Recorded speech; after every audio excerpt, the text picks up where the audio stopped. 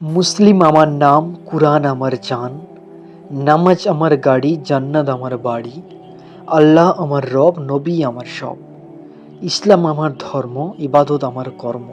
সন্তানের উত্তম আচরণ ও শ্রদ্ধা পাওয়ার সবচেয়ে বেশি অধিকারী হচ্ছেন মা। সে মাকে কখনো কষ্ট দিও না।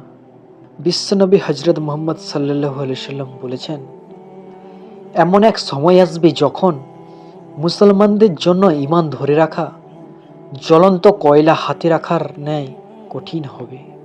আমরা শ্রেষ্ঠ নবী পেয়েছি, শ্রেষ্ঠ কিতাব পেয়েছি, শ্রেষ্ঠ ধর্ম পেয়েছি। আমরা সত্যি ভাগ্যবান। আলহামদুলিল্লাহ। তোমরা সিজদায় বেশি বেশি দোয়া করো, কেননা সিজদা হচ্ছে দোয়া কবুলের উপযুক্ত সময়। যেই মন তোমাকে ঘর থেকে মসজিদে নিয়ে যেতে পারে না, সেই মন তোমাকে কি করে কবর থেকে জান্নাতে নিয়ে যাবে বলতে পারো?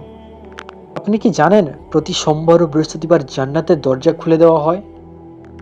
আল্লাহর কাছে বেশি কিছু চাই না, শুধু 5 ওয়াক্ত নামাজ পড়ার তৌফিক দান করুন, আমিন।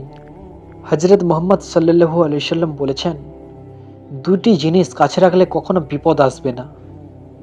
এক হচ্ছে আল কোরআন আর 2 হচ্ছে হাদিস। সামনে আসছে রোজা, হালকা করো গুনাহের বোঝা, যদি করো পাপ চেয়ে নাও মাপ। এসো নিয়ত করি আজ থেকে সবাই 5 ওয়াক্ত নামাজ পড়ি। মৃত্যুর জন্য সর্বদা প্রস্তুত থাকো, কারণ মৃত্যুর দূত তোমার পিছনেই দাঁড়িয়ে আছে। তার ডাক দেবার পর আর প্রস্তুত হবার সময় থাকে না।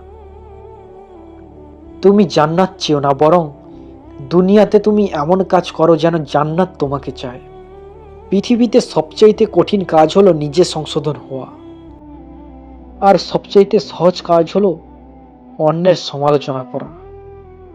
তোমার মতো এত আদর কেউ তো করে না, সবার থেকে প্রিয় তুমি।